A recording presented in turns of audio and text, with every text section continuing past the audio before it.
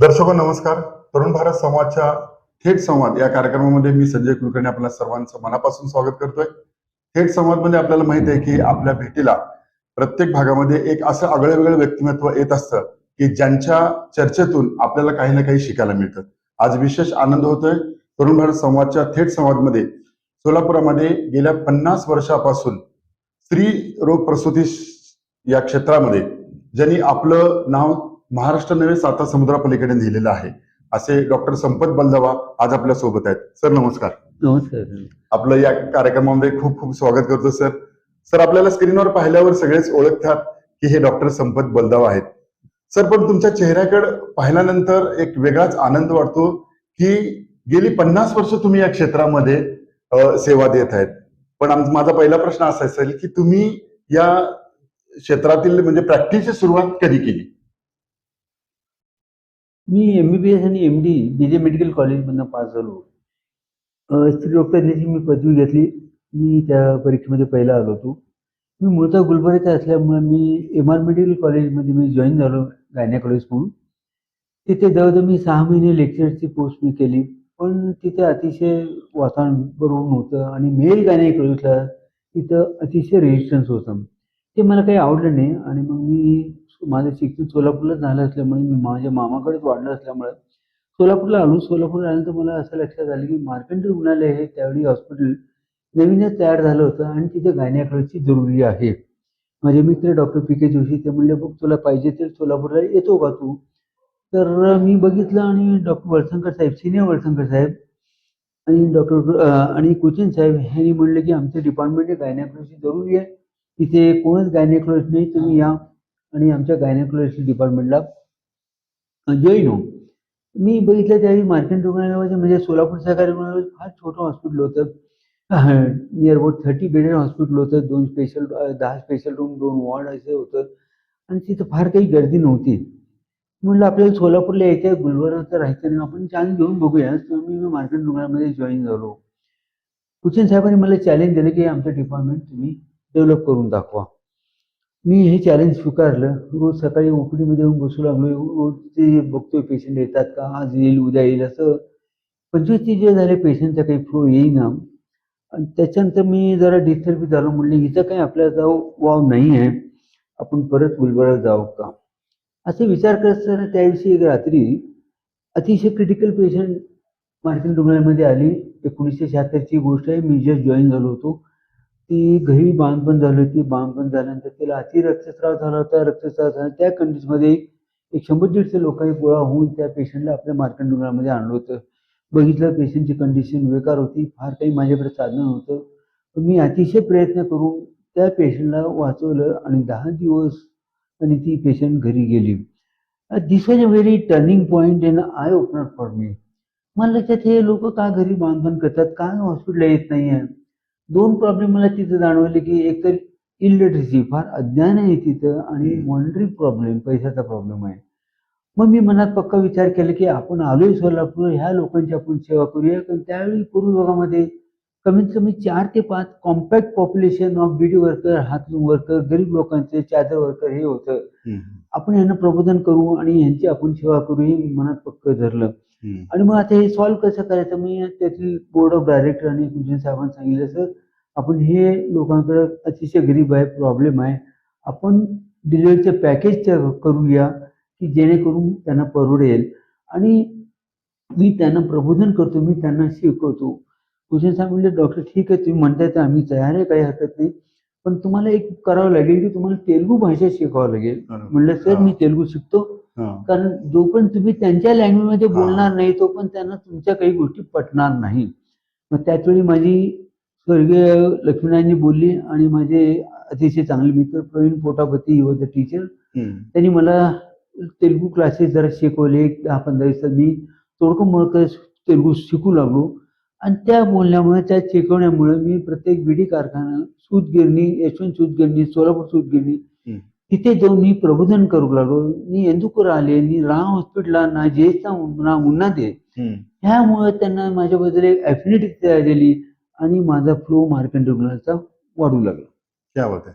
म्हणजे आज साहेब तुम्हाला बघितल्यानंतर लोक म्हणजे पहिल्यांदा डॉक्टर बलदेव म्हणजे मार्कंड रुग्णालय हे एक समीकरण झालेलं आहे. तुमची सुरुवात अतिशय कष्टातून, म्हणजे पहिला प्रसंग तुम्ही सांगितलाय की पहिली जी प्रसूतीसाठी आली महिला, तो खरं तुमच्यासाठी खूप मोठा एक आव्हानाचा प्रसंग होता आणि तिथून तुमची खरी ओळख निर्माण झाली. तुम्ही स्वतःच हॉस्पिटल मग कधी सुरू केलं? मार्कंड रुग्णामध्ये जवळजवळ 7-8 वर्ष झाल्यानंतर मला असं लक्षात येऊ लागलं की मार्कंड रुग्णालय त्या लोकांसाठी, बाहेरच्या लोकांना असं वाटू लागलं की मार्कंड रुग्णालय म्हणजे त्या लोकांचं हॉस्पिटल आहे, हा, कर्मचारी लोकांचं अच्छा. हॉस्पिटल आहे, ही एक अशी भावना. समजूत झाली होती अच्छा. ह्या पूर्व भागाच्या लोकांचं हॉस्पिटल आहे. हम्म. मग मी म्हणलं की आपण आपलं एक छोटंसं हॉस्पिटल आपण चालू करूया. ऑलरेडी आता मार्कंड हॉस्पिटल एस्टॅब्लिश झालेलं आहे. आणि 1984 साली मी बुधवार पेठेमध्ये, म्हणजे शहराच्या मध्यवर्ती विभागामध्ये एक छोटंसं माझं 15 बेडेड हॉस्पिटल चालू केलं. माझे गुरुवर्य डॉक्टर अंजन नलू एक फार फेमस गायनेकोलॉजिस्ट आहे, फार त्यांचं ह्याच्यामध्ये फार आमच्या ह्याच्या फॉक्सीमध्ये त्यांचं फार मोठं रोल आहे. ते माझ्या हॉस्पिटल उद्घाटन करायला आले होते 1984 साली. 1984 साली मी 15 बेडेड हॉस्पिटल मी चालू केलं. तिच्यात मी छोटं मोठं काम करू लागलोय आणि काही कॉम्प्लिकेटेड केसेस असतात ते मी मार्कंड हॉस्पिटलमध्ये तिथे रिफर करू लागलो. अच्छा. त्यामुळं शहरातील इतर भागातील लोक सुद्धा मार्कंड हॉस्पिटलमध्ये जाऊ लागले की सर, साधारणतः म्हणजे प्रसूती म्हणल्यानंतर हा महिलेचा विषय आहे आणि एखादी महिला डॉक्टरकडेच प्रसूती व्हायला आवडते. परंतु तुम्ही त्या काळामध्ये जिथं लोकांना म्हणजे थोडस अनसिक्युअर ज्याला म्हणतो आपण, तसा पण तो भाग होता, पण त्या काळामध्ये पण तुम्ही ते सक्सेस करून दाखवलं. आणि आता स्त्रीरोग तज्ञ म्हणल्यानंतर जेव्हा डिलिव्हरी होण्यासाठी एखादी स्त्री जात असेल तर त्यांना आता तुमच्याकडे येण्यासाठी म्हणजे किंवा पुरुष डॉक्टरकडे आता सुरक्षितता वाटू लागलेली आहे, त्याच्याबद्दल तुम्हाला काय वाटतं? संजय साहेब, तुम्ही अतिशय चांगला प्रश्न विचारलाय. एकतर मेल गायनेकोलॉजिस्ट हे थोडेसे महाराष्ट्रात तरी चांगले असेल, पण बाकीच्या आजूबाजूला स्टेटमध्ये मेल गायनेकोलॉजिस्ट फार कमी आहेत, एस्पेशली हैदराबाद, कर्नाटक वगैरे, आणि तिथे खरंच मेल गायनेकला रेजिस्टन्स आहे. एक फॉर्च्युनेट इव्हन म्हणजे काही मी इथे येण्यापूर्वी doctor V Kulkarni sir, respected V Kulkarni sir, हे मेल गायनेकोलॉजिस्ट मध्ये ऑलरेडी चांगले एस्टॅब्लिश झाले होते. आणि ते व्ही कुलकर्णी सर एस्टॅब्लिश झाल्यामुळे आम्हाला इथे प्रॅक्टिस करणं थोडंसं सोपं गेलं. पण असं जर बघितलं तर मेल आणि फिमेल असं फरक पडत नाही. उलट पेशंटला मेल गायनेकोलॉजिस्ट बद्दल जास्त कॉन्फिडंट वाटते की नाही, हे आमचं चांगल्या पद्धतीने करतील वगैरे. त्यामुळे आता सध्या मेल गायनेकोलॉजिस्ट मध्ये असे काही अडचण येत नाही प्रॅक्टिस एस्टॅब्लिश करायला.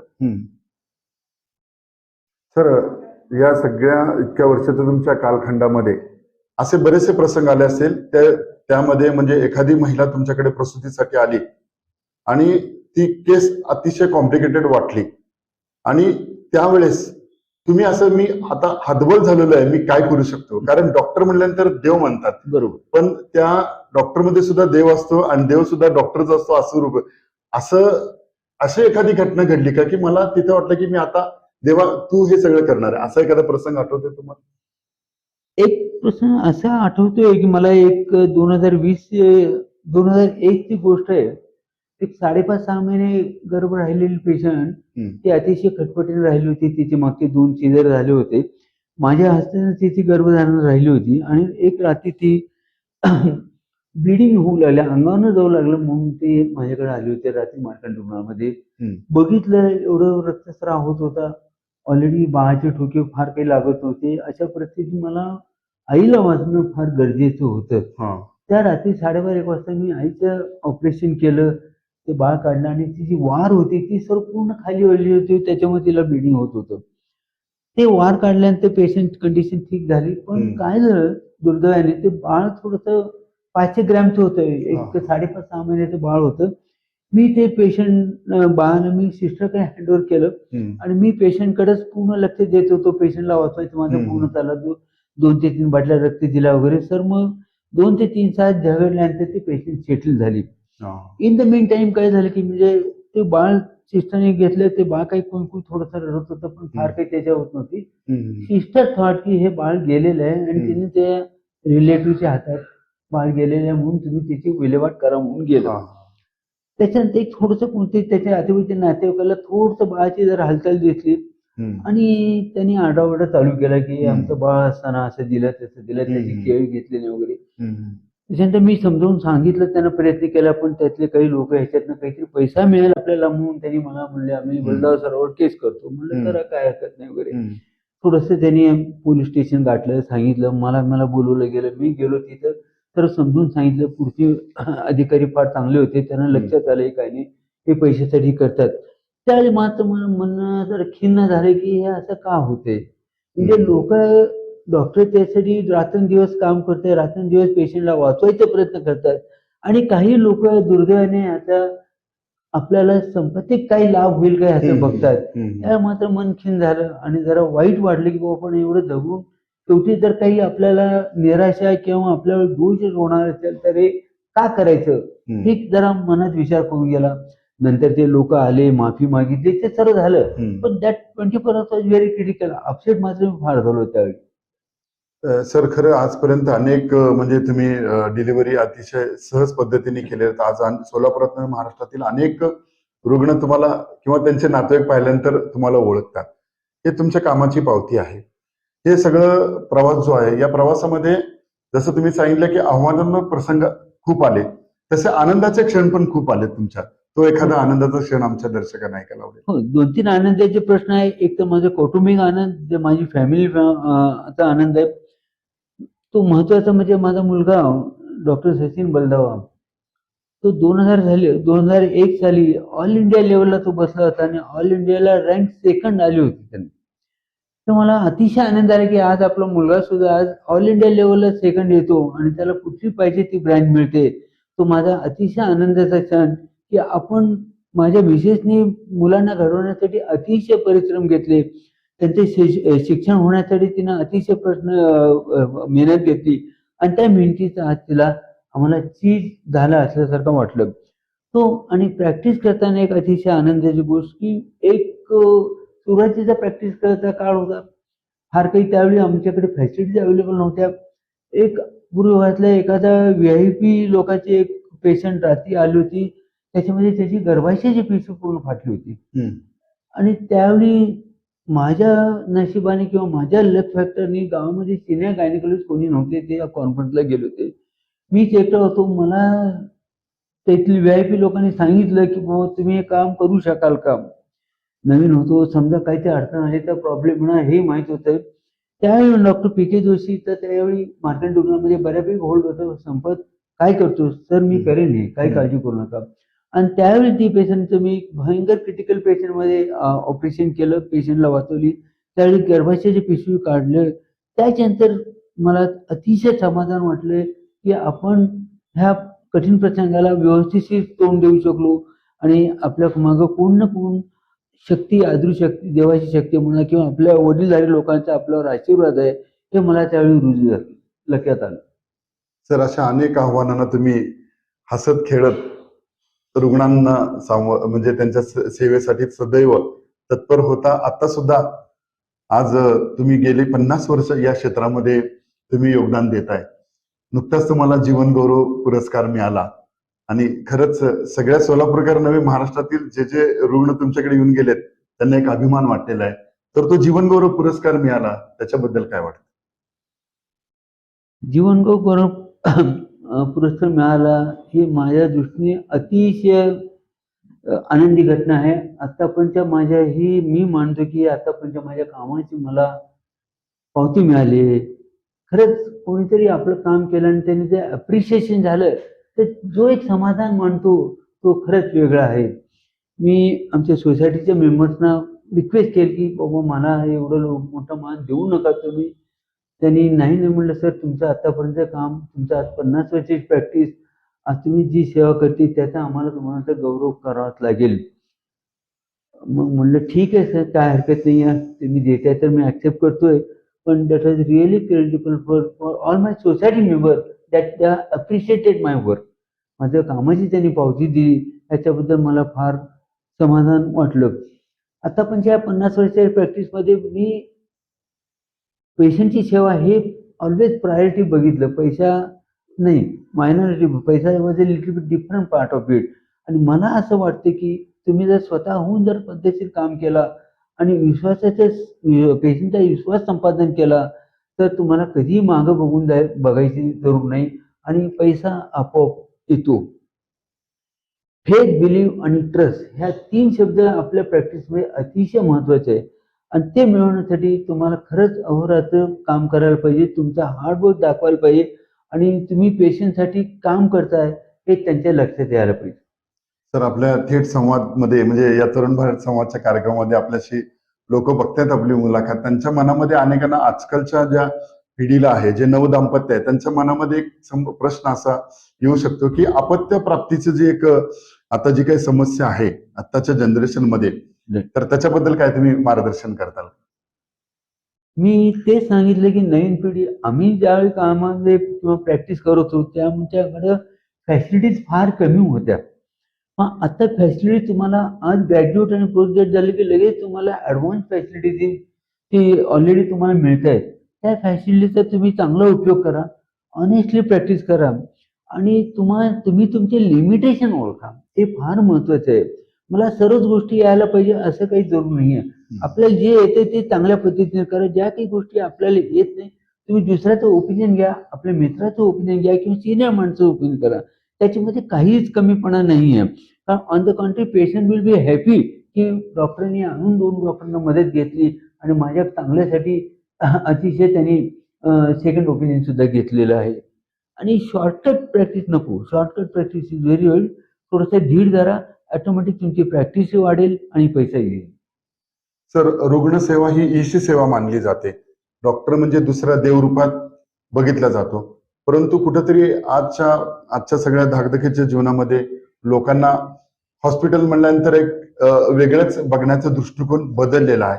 कदाचित तो कमी जास्त प्रमाणामध्ये असेल, कारण एकीकडे डॉक्टरला देव मानतो, पण काही ठिकाणी अशा घटना घडतात की तिथे लोकांना असं वाटतं की हे हॉस्पिटल किंवा हे डॉक्टर म्हणजे आम्हाला आर्थिक बोजा, असा मनामध्ये एखादा प्रश्न उपलब्ध होऊ शकतो.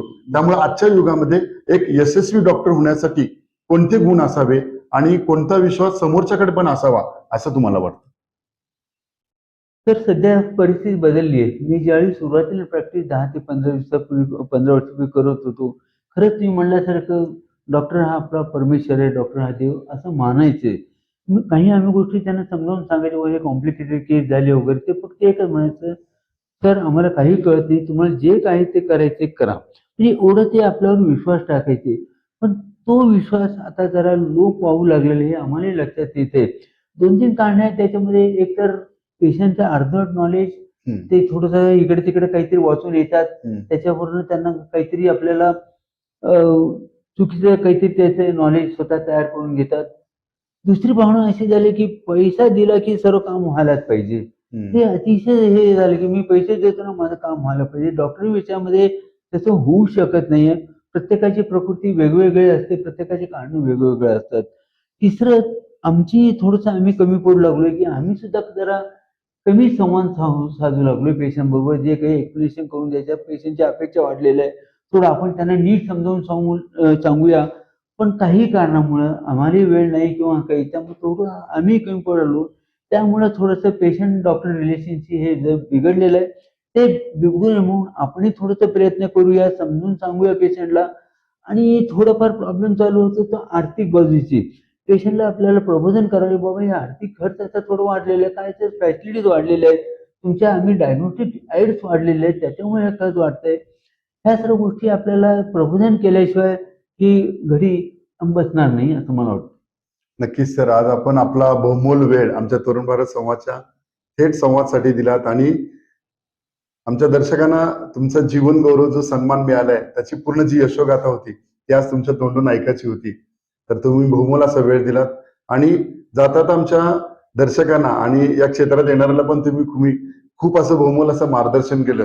त्याबद्दल मी आमच्या तरुण भारत संवाद टीमच्या वतीनं आपले आभार व्यक्त करतो आणि सरश्रींचे छोटेसे पुस्तक देतो. धन्यवाद sir. Thank you Sanjay Kulkarni sir.